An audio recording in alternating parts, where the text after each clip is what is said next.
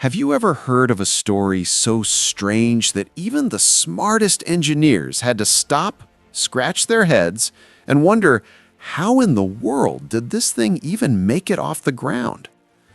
Picture it. It's 1944. The war in the Pacific is burning with fury. Skies filled with fire and thunder. And on one lonely airstrip somewhere in the Solomons, a group of curious American pilots are standing around a damaged Japanese bomber. They're staring at it, whispering things to each other, poking at the metal skin like kids trying to figure out a giant mechanical riddle. The plane is a Mitsubishi G4M, known to the Allies by the codename Betty.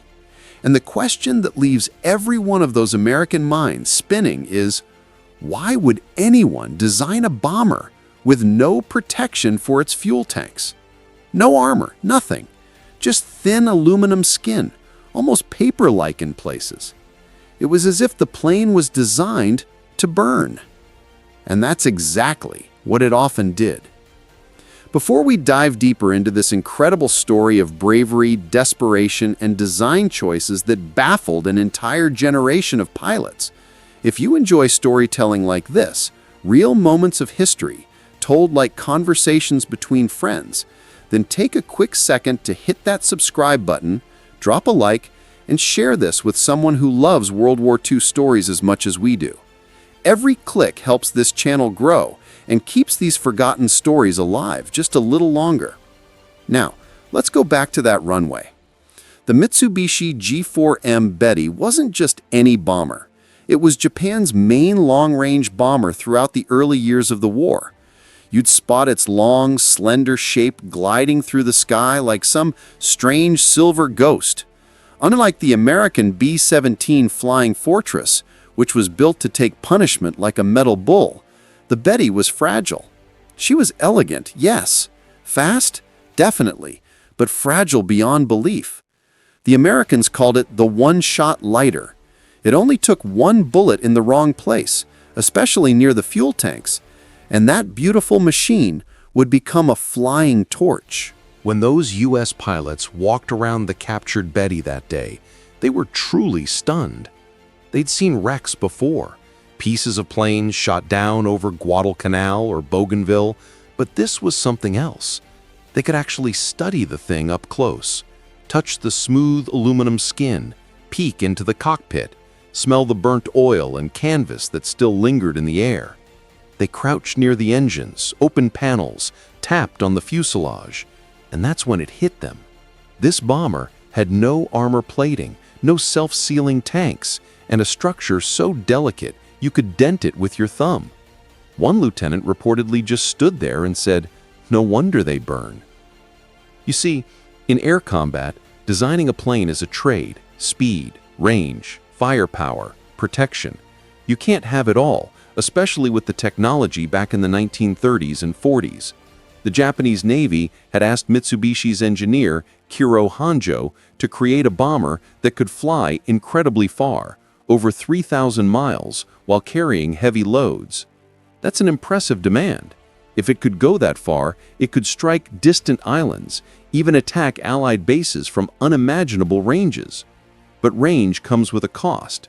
Every pound of armor, every drop of extra steel eats into how far you can fly. Hanjo faced a nightmare equation: make the plane safer, and it can't perform its mission. Make it lighter, and every crewman on board might die the first time it's hit. So, Japan made a choice, a chilling one when you think about it. They chose range and speed over safety. Fuel tanks took up most of the Betty's slender body. They were huge and thin, running through the wings and fuselage like veins of fire waiting to burst. And they weren't armored. They weren't even sealed. If an enemy bullet tore through the tank, the fuel just sprayed and ignited instantly. Allied fighter pilots soon learned this the hard way, and also exploited it. Whenever they saw a Betty in the sky, they aimed for the center fuselage or the wing roots. They called it shooting the heart of the flame. Still, despite how fragile it was, the Betty became one of the war's most famous bombers. It carried out daring raids at the beginning of the conflict, like the shocking air attack on Clark Field in the Philippines right after Pearl Harbor. It struck ships off Malaya, Java, and even Australia. It was bold, fast, and for the first year of the Pacific War, it ruled the sky. Pilots trusted her. They loved her range, her responsiveness, her sharp, elegant look. But gradually, as the Allies gained experience and better planes, the weakness of the Betty turned from rumor to tragedy. American P-38 Lightnings, F-6F Hellcats, and F-4U Corsairs tore through formations of Bettys with frightening ease. Sometimes, before they even reached their bombing targets, you'd see them falling in burning trails across the ocean. One American aviator later said it felt almost cruel. It was like shooting a balloon filled with gasoline. Now, when the captured Betty was brought in for testing, Allied engineers did everything they could to understand it. They stripped panels, took measurements, studied the frame. What amazed them most wasn't just what was missing, but why it was missing. The Japanese were masters at doing more with less. Their craftsmen could build incredibly light frames using a fraction of the material Allied factories used. The Betty's wing spars were brilliantly designed, its shape aerodynamically clean. It was almost perfect in efficiency. Every bolt and curve was placed with care, but it all came down to one truth. The price of that beauty was fragility. They also realized something else. The Betty wasn't built to retreat. It was meant to go out, strike, and either come home victorious or not at all. There was a grim sense of sacrifice built into her very design, a reflection of Japan's wartime philosophy, the idea that duty to the mission outweighed survival. It's the same spirit that later evolved into the desperate kamikaze tactics of 1944 and 1945. When Allied pilots studied the Betty, they were, in a way, studying that mindset. Imagine being one of those American pilots, climbing into the cockpit of that captured plane for a test flight. The smell of oil and old war sweat lingers. The seats are thin, worn, almost bare. You turn the engines over, two great Mitsubishi Kensei engines roaring awake. The plane rattles as if remembering its last mission. And when it lifts off the runway, it feels light, almost too light, like flying a paper kite with two engines strapped on. Fast, yes, but you can sense how fragile it is. Every gust, every vibration whispers that this plane's skin is one unlucky bullet away from disintegration. Now, testing the Betty wasn't just curiosity, it was strategy. The Allies wanted to know how to beat it more efficiently. They ran mock dogfights, studied its climb rate, its turning radius, even how it behaved when diving. The results confirmed what experience had already told them. The Betty was deadly in capable hands, but terrifyingly vulnerable under fire. They learned to hit it quickly, aim low and center, strike before it could release its torpedoes or bombs. And speaking of torpedoes, the Betty carried the Type 91 torpedo, one of the most successful air-launched torpedoes of the early war. It was a heavy, powerful weapon that sank Allied ships from the South China Sea to the Coral Sea. In fact, one of the most famous kills attributed to the Betty came in 1942 when a swarm of them attacked Admiral Halsey's task force. American sailors would watch in sheer horror as these low-flying torpedo bombers, unarmored and exposed, came screaming in right above the waves, sunlight glinting off their fuselages, water spraying around their bellies, machine guns blazing. Many were shot down before they could release their loads, but those that got through could change the fate of a battle. There's one particularly haunting story: the death of Japan's greatest naval commander, Admiral Isoroku Yamamoto. In April 1943, April 18th, his personal transport, a Betty bomber, was intercepted by U.S. P-38 Lightnings over Bougainville. The Americans had cracked Japanese codes and knew his route. Yamamoto's plane was hit, and it crashed into the jungle, killing everyone on board. It was eerie symbolism.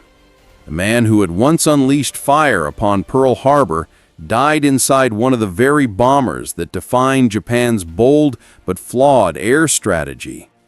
Every time the Americans stared at that captured Betty, they weren't just studying metal, they were studying belief. The belief that perfection in performance mattered more than protection, that courage could replace armor, that faith in the mission could overcome technical limits. And for a while, it did, until it couldn't anymore. The Betty story became a kind of tragic lesson. The U.S. and its allies learned from it. Later bomber designs sought balance, strength and speed, range and safety. Japan's engineers, meanwhile, struggled with resource shortages by 1944 and couldn't redesign the Betty to compete with evolving Allied aircraft.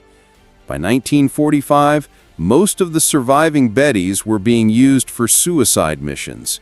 Their lightness and long range made them suitable for carrying bombs directly into Allied fleets. It was a full-circle moment for that haunting engineering choice.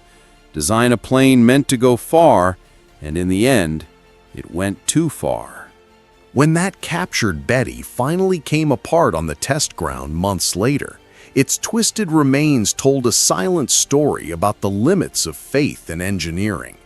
American mechanics and engineers saved pieces of its skin, its propeller blades, its instruments, bits and fragments that, over time, reminded them that an airplane wasn't just metal and math.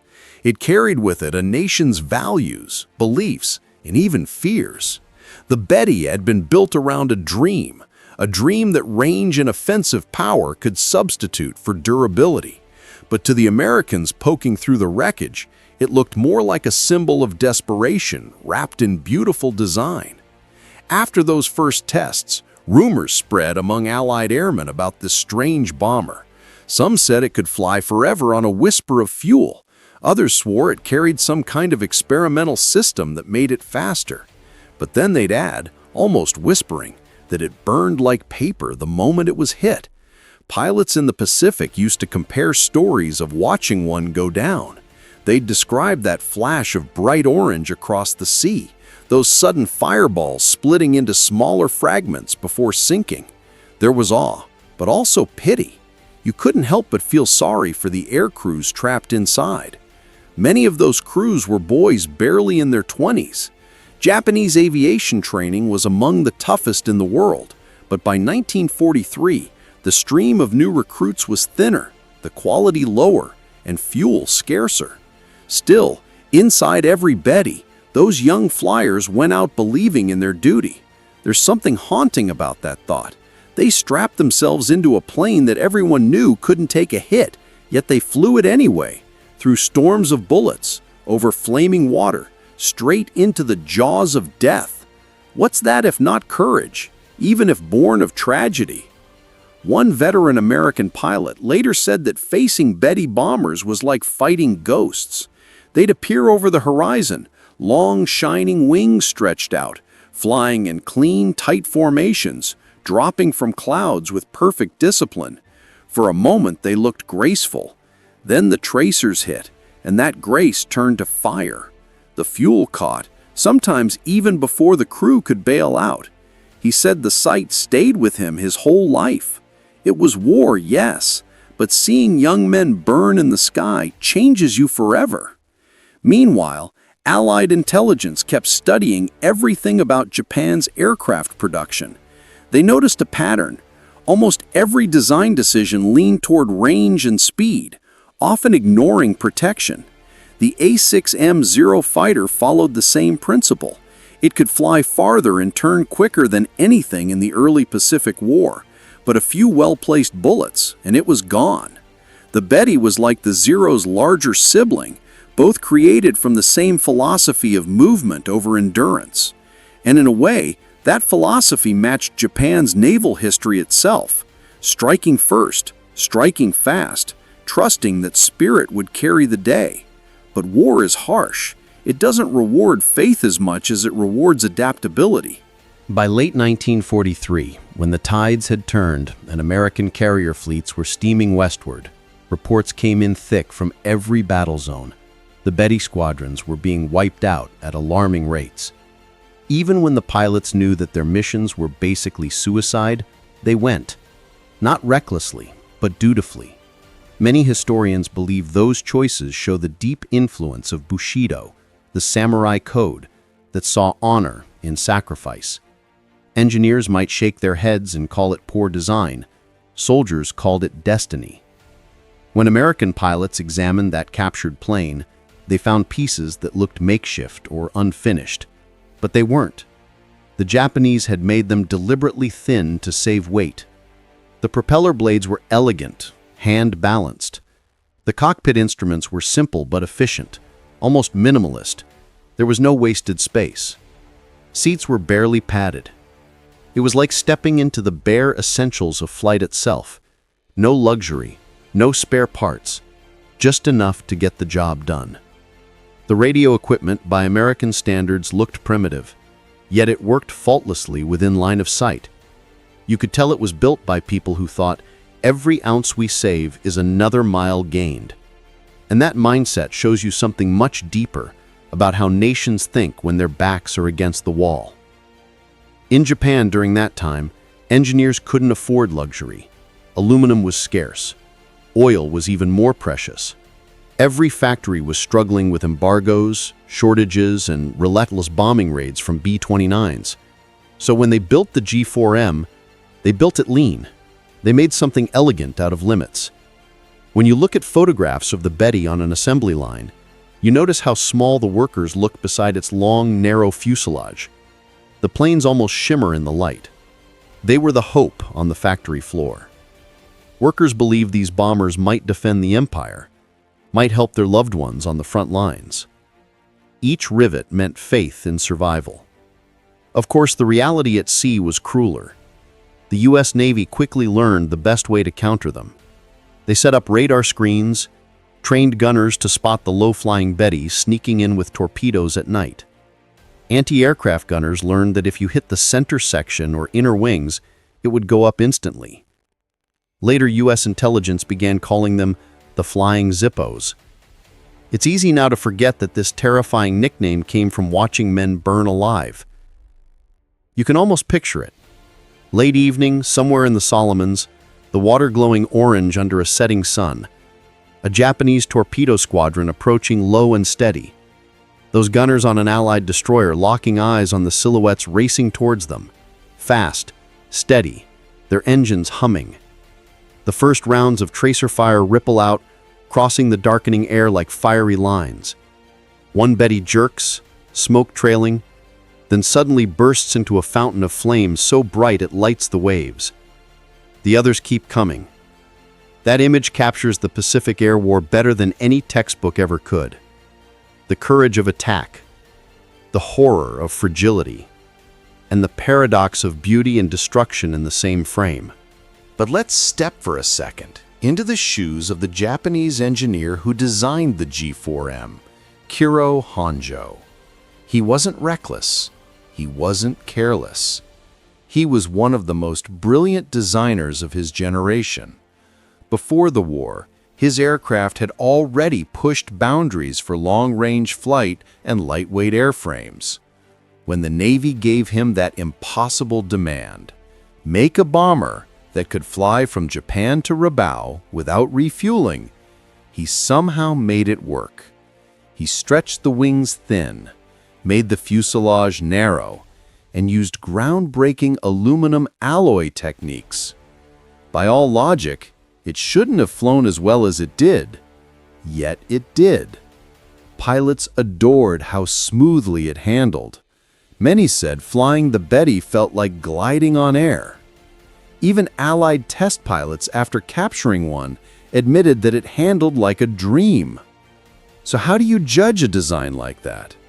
Brilliant for its time, deadly for its crew. When you think about it, every warplane carries a kind of moral fingerprint. Some are built to protect their crews, others to guarantee the mission's success, no matter the cost. The Betty leaned toward the latter. And inside that choice sits the tragedy of Japan's wartime imagination. The empire saw its soldiers not as individuals, but as instruments of a national will. You can't separate technology from belief, and you can't talk about the Betty without hearing those echoes. There's one almost forgotten episode that captures this mixture perfectly. In early 1942, during the Battle of the Java Sea, a formation of Betty bombers attacked Allied ships and took devastating losses. Out of a squadron of over 20, fewer than half returned. Yet those who did came back smiling, shaken, but proud that they'd struck their targets. When asked how they could face such odds, one survivor simply said, "We are the Imperial Navy's wings." That's not arrogance. That's devotion on a level most of us can barely imagine. The design, the danger, the sacrifice, they were all bound together in one idea: service to something larger. That attitude also explains why, even when crews knew the dangers, few complained. Many wrote home praising the range and handling of the G4M. They called it hamaki, meaning cigar, because of its long, round shape. Some even joked that it was their lucky plane, until luck ran dry. But on the engineering side, the truth never changed. Without self-sealing tanks, the Betty could never match the survivability of American bombers. American planes might come home with gaping holes. A Betty hit once might never make it back. And here's the twist. Those very weaknesses, the light structure, the unprotected tanks, made it ideal for something unthinkable later in the war: suicide missions. In 1944 and 45, as the Allied fleets closed in, Japan repurposed many Bettys for kamikaze attacks. Instead of bombs dropped from above, they were packed with explosives and flown directly into ships. The same wings that once carried torpedoes now carried fate itself. History turns, doesn't it? What started as a marvel of range and speed ended up as an instrument of desperation. When U.S. pilots realized this shift, they felt a strange mix of respect and dread. They knew what that meant. The enemy wasn't fighting to survive anymore, but to die effectively. Some of those kamikaze Bettys were even modified to carry special weapons, like the Oka rocket glider, a man-flying bomb that hung underneath before being released toward ships. That combination was deadly and horrifying. The American sailors called it baka, meaning fool, but there was nothing foolish about the skill it took to launch one. By the time Okinawa fell and Japan's skies filled with chaos, the Betty had become a ghost of its former self. Broken squadrons, patched-up fuselages, shortage of spare parts. It wasn't the sleek, proud bomber of 1941 anymore. It was tired. Yet even so, it played one final symbolic role. On August 19, 1945, after Japan's surrender, two white-painted Betty bombers carrying Japanese envoys flew to Ieshima to meet Allied officers and begin formal surrender talks. Those planes, bearing peace markings, were guarded by American fighters as they landed safely. Imagine that picture for a moment. The same model of plane that once carried Admiral Yamamoto to war, now bringing peace envoys to end it.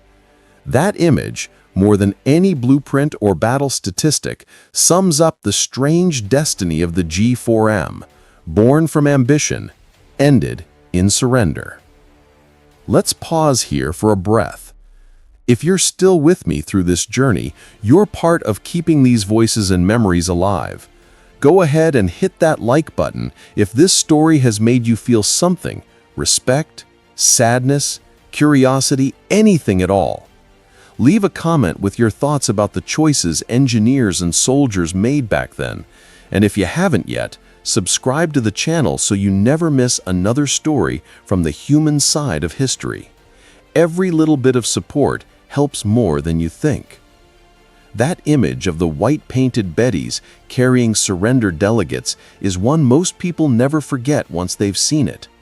The same type of aircraft that had terrified sailors and burned across battlefields now glided peacefully under escort, its wings shining in the sunlight.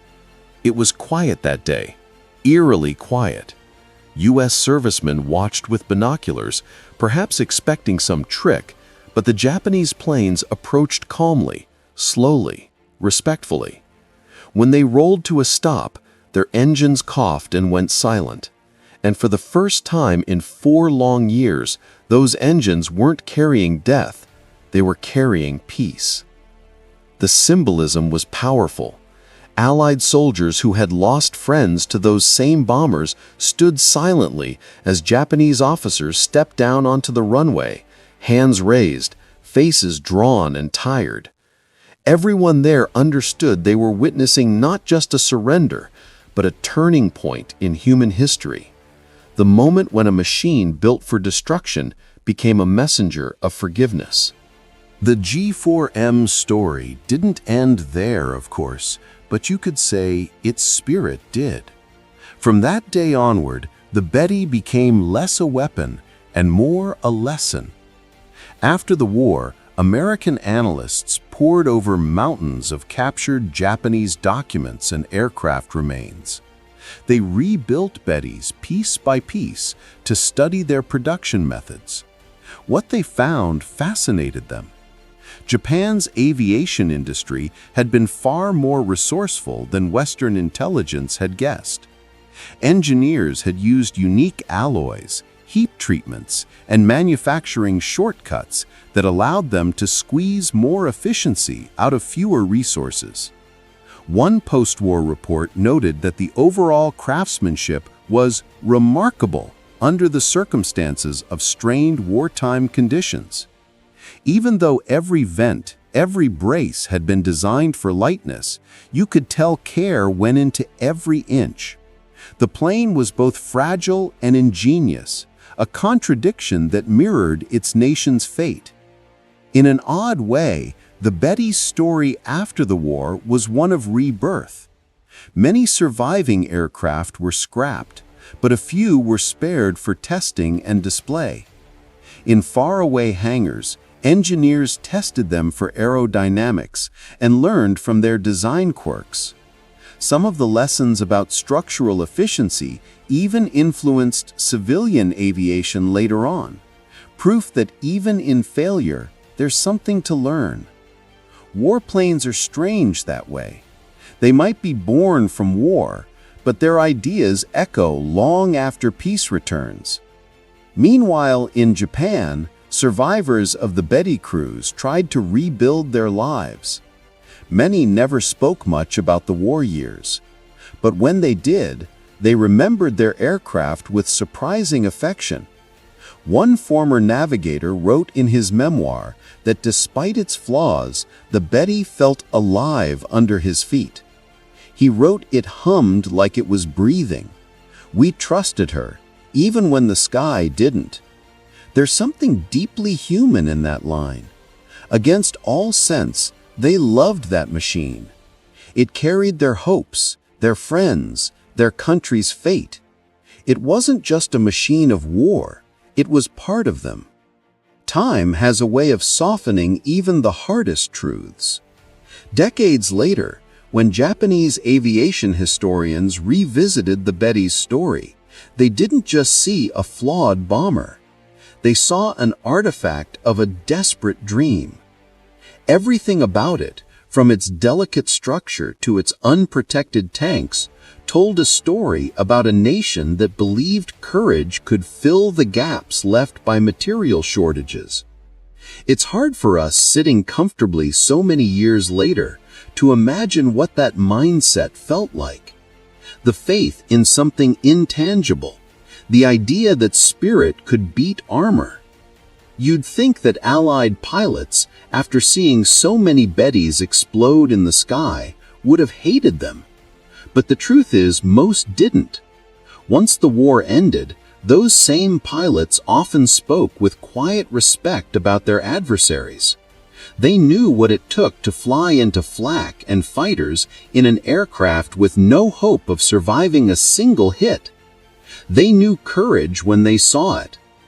One old P-38 pilot said years later, "We feared the Bettys, not for what they could do to us, but for what they were willing to do to themselves."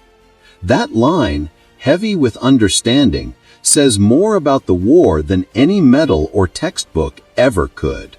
You can almost feel that sentiment if you walk through a museum today and stand before a restored Betty. There aren't many left, fewer than a handful. One sits quietly at the Plains of Fame Museum in California. Its olive drab paint faded, its long wings stretching out like tired arms. Visitors often stop and stare. Kids point at it, asking their parents about the funny name or the stories behind the bullet holes patched along its frame. And for a moment, people remember. They see not a machine, but a memory made of aluminum.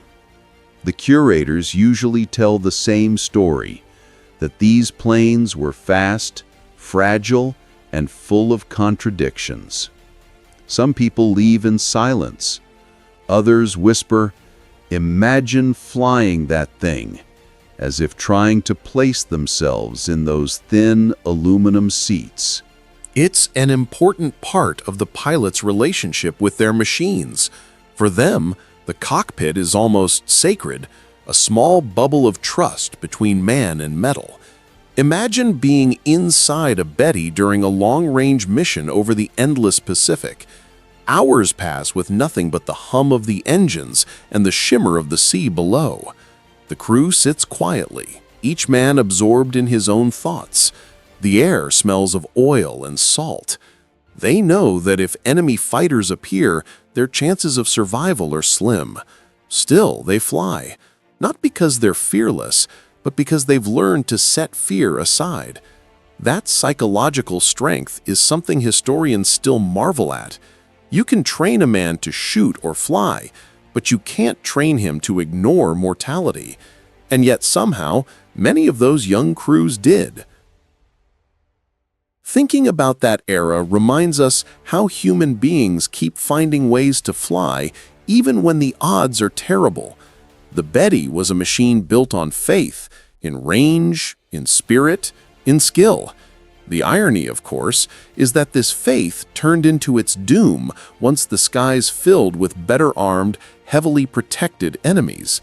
But in truth, almost every aircraft in history has carried that same tension between performance and protection. The Betty's sin was taking it too far, stripping away everything in pursuit of reach. The result was both beautiful and deadly. In modern documentaries, the Betty often shows up in wartime footage, grainy black and white clips of fast bombers cutting through tropical clouds, chased by American fighters. The narrator's voice usually says something dramatic like, "the infamous flying lighter of the Japanese Navy," while the film shows one exploding mid-air. But if you pause those frames, you'll notice something different. The precision of their formation, the care in their movement. These were not reckless flyers. They were professionals playing a losing hand as best they could. When watched without judgment, that footage becomes not just history, but a meditation on human endurance. One fascinating detail about the aircraft's design has to do with its unique sound. Pilots said the Betty's engines gave off a high, thin whine, unlike the deep growl of American bombers. It was instantly recognizable. Allied radio operators could sometimes tell a Betty was nearby just by the tone of the Doppler echo during radar scans. To many sailors, that sound became a warning, a note of danger drifting through tropical nights. And yet, that same sound must have comforted its own crews. It told them their engines were still alive, still carrying them across the endless blue void. Think about what it means to spend hours flying thousands of miles over nothing but ocean, trusting two delicate engines that can't afford a single mistake. The Betty crews did it over and over again. There's courage in that goes beyond nationality. When the Americans examined its wrecks, they also discovered traces of clever, forward-thinking engineering. The fuel line routing, for example, was efficient enough that later planes adopted similar systems, albeit with protection added. In a twisted way, the Betty's weaknesses paved the way for future strength. Many engineers who studied it admitted that if Japan had simply added self-sealing tanks and a bit more protection early on, the G4M might have remained competitive far longer. But war doesn't give time for redesigns. Once production started, they had to keep building. And in that lies another silent truth. Necessity can make beauty brittle. The Betty's long nose, slender body, and glass cockpit looked elegant because they were pared down to essentials. The absence of armor gave it that unbroken, graceful line. Its beauty came from its danger. That duality still captivates aircraft enthusiasts today. It's one of those designs that embodies both brilliance and misfortune in the same shape, like a flame that burns too bright to last. Even in its worst moments, though, the Betty story inspired strange alliances.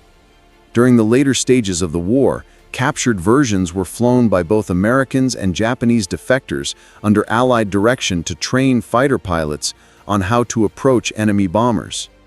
Can you imagine that? A Japanese bomber flying under Allied control with an American pilot at the stick, used to teach others how to defeat it. History has such curious turns. Those flights were brief but symbolic, enemies learning from each other, even before peace arrived. As time passed, many records and photographs disappeared. Typhoons, fires, and the passage of years took their toll. Entire squadrons vanished from memory, their names erased or forgotten. Only in dusty archives or in the memories of aging veterans did pieces of their story survive. And when those veterans spoke, it wasn't with bitterness. Often it was with wonder. One Japanese engineer interviewed in the 1970s said something that still echoes. "We built the Betty with everything we had and everything we lacked. Perhaps that is why she burned, because we poured our hearts inside and forgot to protect it." That single sentence could stand as the epitaph not just for the plane, but for an era. If this story has you thinking about the lives behind the machines, take a second to support the channel. It takes time, research, and care to bring you these kinds of stories told from a human angle. Subscribe, share this with someone who loves history, and drop a comment below. What would you have done if you were asked to build or fly a plane like the Betty? I'd love to hear your thoughts.